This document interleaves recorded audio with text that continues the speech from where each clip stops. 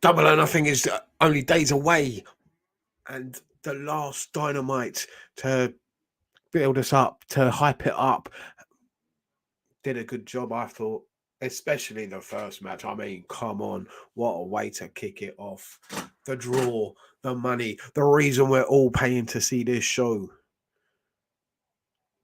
We can't wait to see Wardlow get his hands, finally, Mr. Mayhem getting his hands on Maxwell Jacob Friedman. That is why you're laying down your dollars. That is why you're paying the money. That is why you want what you want to see.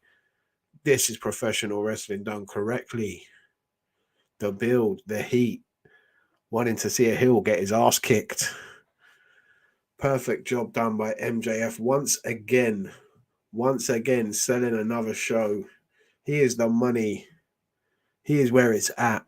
He understands what it takes. And once again, his match is the draw of the show. Don't get it twisted. You could talk about CM Punk versus Adam Page all you want. But at the end of the day, you know that it's MJF that is drawing it. You know Wardlow getting his hands on him is what you want to see. This cage match between Wardlow and Spears, fantastic. Spears did a good job. MJF and Spears double teaming Wardlow. We knew it was coming, the whole 9 yards, everything they did. And I like the spot where MJF gets knocked out with a chair. It's bound to happen. The banana skin for the heels, giving Wardlow the win, making sure he goes on. We knew it was happening. He's facing MJF at Double or Nothing, but the way they've built it, the way it's been told, the story has been fantastic. Every bit of it. Wardlow is a star in the making, and he will have his moment at Double or Nothing. That's if he can beat MJF, and I'm pretty sure he will. The build has been good. Jericho and his posse, the JAS, throwing fireballs backstage because the Wizard's here. Do. We got CM Punk and Hangman in a face-to-face. Not the best way to build for the main. I haven't really liked this build. I've got to be honest. Thought they could have done a bit better. Hasn't been the best. They have a face-to-face, couple of words back and forth. Nothing really that memorable.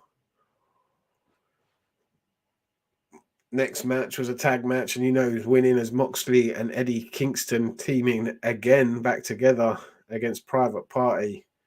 Who's winning this one. It was the brawl afterwards, though. Jericho's on commentary along with Regal. The brawl happens. Here come all the 10 men that are going to be in this Anarchy Rules match. It's just going to be a complete mess. It's going to be loads of hardcore spots, and yeah, you know what's going to happen. Jericho's been doing the same shit for a long time now. Excuse me. Water. Let's continue. FTR versus Roppongi Vice, a match I was looking forward to, and it started off quite well. You're thinking Roppongi Vice, maybe they could become the new ROH tag champions. The titles are on the line. But hey, this Forbidden Door thing is starting to kick off, isn't it? Because here come former IWGP tag team champions, Jeff Cobb, and all hail, Great O'Khan. Can't believe that no one was hailing Great O'Khan as he arrived in the ring. United Empire just taking over the world at the moment. I mean, I saw them the other day at Rev Pro. They're there in the UK. They're in Japan, taking over there in the Best of the Super Juniors. Then they're in America, kicking ass on all different continents. The Emperor, Will Ospreay, must be very proud as he lays in his bed with his illness. Get well soon, Will Ospreay. But Cobb and Khan arrive and just dismantle everyone and ruin the match. Has to be called off. And they leave strong. Got to say, the moment I saw Great O'Khan for the first time here in the UK, I wasn't too impressed. But he's grown on me. He's improved a lot. Looking good. I like the spot at the end with the claw. Throws Trent through the table. Yeah, looking forward to this Forbidden Door. It's starting to kick off. They're starting to build to it. It's going to be good. Can't wait. And this is just the first moment, the first little droplets of a story building. I like it. I like it. Got that triple threat match to build for the triple threat match. Triple threat match to build for a triple threat match. Swerve, Jungle Boy, and Starks. It was a good match. I thought the right guy won. Swerve for me is just outstanding. He looks like a star. He's one of the best performers out of these three guys by a long way. Well, maybe Ricky Starks. But Jungle Boy just doesn't stand out for me. I'm sorry. I'm hoping the tag titles do change hands, but I've got a bad feeling that they won't. And they're sticking with this Jungle Lucha Boy, whatever they're calling them. I don't care. The Luchasaurus and Jungle Boy team just don't do it for me. I'm sorry. There's so many better tag teams that you've got, and you're sticking with these guys as your champions. They've got no charisma, no nothing about them. They're just bland and boring. I'm sorry. Swerve has charisma. Keith Lee has charisma. Ricky Starks is a charisma machine. And Will Hobbs is just an absolute awesome, just monstrosity. He's just brilliant, and they do nothing with him. He has so much potential. Thunder Rosa promo. A lot to be left aside. Same with the whole build for this women's title match has been pretty damn poor. It's just been promo after promo after promo. None of them have really done anything or hit home. It's been badly written, badly delivered. It's been bad. Let's just face it. Bad, bad, bad. Hopefully the match itself will deliver, because Thunder Rosa and Serena Deeb in the ring is hopefully something we can enjoy and will deliver and will be a very good match. Show stealing potential. Unfortunately, the build for it has not been. They've done the girls dirty there, in my opinion. But maybe it's not their fault. I mean, Britt Baker's done well to build matches, but this has just been bad. Speaking of Britt Baker, she had a match with Toni Storm to qualify for the finals of the Owen Hart tournament. It was a good match. I enjoyed it. One of the better matches on the show. Britt Baker gets the win, cheating, heel way. Owen would have loved that. Diddle-oo, diddle-oo, diddle-oo, diddle-oo, diddle-oo. Yeah, the King of Hearts would have loved her grabbing the rope. 1, 2, 3. You know he used to love the cheating, heel ways. Toni Storm loses. Britt Baker goes on to the finals. And I don't see why she shouldn't win it. I mean, she's the best they got. Let's face it, really. There's levels to this, and she is above a lot of them. Thought Toni Storm did a good job, though. And maybe this should have been the final, to be honest with you. I don't think you're going to get a better match. I don't know. I don't think Ruby Soho's got it in her. Is it Chris Statlander? No thanks. Anyway, we move to the other semi-final of the Owen Hart tournament, the main event of this show. Samoa Joe versus Kyle O'Reilly. What a match. Hard hitting. Everything you could want from this match, apart from Kyle O'Reilly not going over. God damn it. Oh, they're loving Samoa Joe up at the moment, aren't they? I'm a fan of Joe, always have been, but he's had his day. Come on, man. It's time for Kyle O'Reilly to shine. Oh. Samoa Joe wins, so it's going to be Samoa Joe versus Adam Cole at Double or Nothing. I suppose it's going to be a good match, no doubt about it. But I would have liked to have seen Kyle O'Reilly and Adam Cole, see what they can do. Again, they've had some great matches in the past. And I would have thought, yeah, that would have been the way to go and split up this stupid Undisputed Elite. I haven't enjoyed anything about it. I think it's been trash. I think it's just a joke. Adam Cole hasn't been taken seriously. Neither has Red Dragon. The Young Bucks should be doing better. I mean, they've got their match with the Hardys. And there hasn't been a great story built for that. I mean, the story's there itself, I suppose. It tells itself. Hardys versus the Hardy cosplayers. That's what they're going with at the moment. But yeah, they obviously idolized the Hardys growing up. So we'll have to wait and see. It's going to be a good match, I suppose. They'll put a good match together. But yeah, I'd like to see more get these Undisputed Elite away from each other and let them do their own thing. Let them chase for title, let them go for titles. Hasn't worked for me so far. Just bring back Kenny. Come on, Kenny. Yeah, then we can split it all up and do something then, hopefully. Hopefully that's what they're waiting for. Anyway, no, like the main of the first show of the match, the first show of the match, the first match of the show really stole the show, and it was a slow decline downhill for me from there. Had some little peaks and valleys, I suppose. The main event was okay, but all in all, not a bad show. I've seen worse, a lot worse.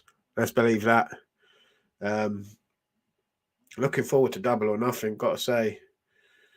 Let's just bring up the card for Double or Nothing.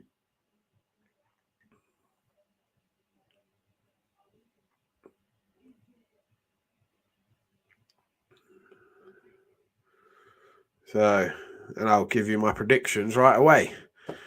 So, in the prelim, the buy-in or whatever you want to call it, Hookhausen going up against Tony Nese's Smart Mark Sterling. I think we know what's going to happen there, don't we? The most electrifying tag team of all time. Hookhausen definitely going over. Jade Cargill versus Anna Jay. I'm sorry, Cargill all the way. House of Black versus Death Triangle. I've got to think House of Black have got to win that. They've got to do something more with House of Black. They haven't done a lot with them. It's been a bit piss poor, to be honest with you. The Hardys versus the Young Bucks. I'm betting the Hardys going over in that one, to be honest with you. I would prefer the Young Bucks to go over and get them serious again and get them challenging for tag titles again instead of stop being a fucking joke. The Jericho Appreciation Society against Kingston, Santana Ortiz, and the Blackpool Combat Club's Bryan Danielson and John Moxley with William Regal in an Anarchy in the Arena match. Fucking stupid names they've given these. Fuck's sake. I'm guessing Kingston and his lads are going to go over in that one. Regal and the boys. Yeah, Jericho's a heel. He's made to lose now. He doesn't need to win matches anymore. Yeah, they've been made just to go over those lot, I'd assume. MJF versus Wardlow. If Wardlow wins, he will be granted his release from his contract with MJF. If MJF wins, Wardlow will be permanently banned from signing with AEW. I'd assume Wardlow's winning that one. Britt Baker DMD versus Ruby Soho or Chris Statlander. DMD all day long. Doesn't matter. Samoa Joe versus Adam Cole. I'd assume, well, actually, I think it might be Joe, actually.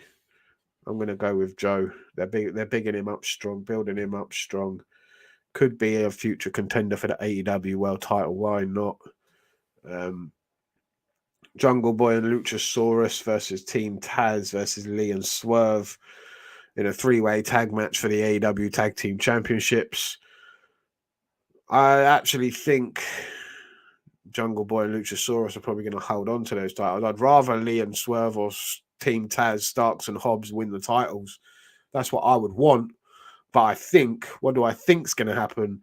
Jungle Boy and Luchasaurus are holding on to those titles, unfortunately. Thunder Rosa and Serena Deeb.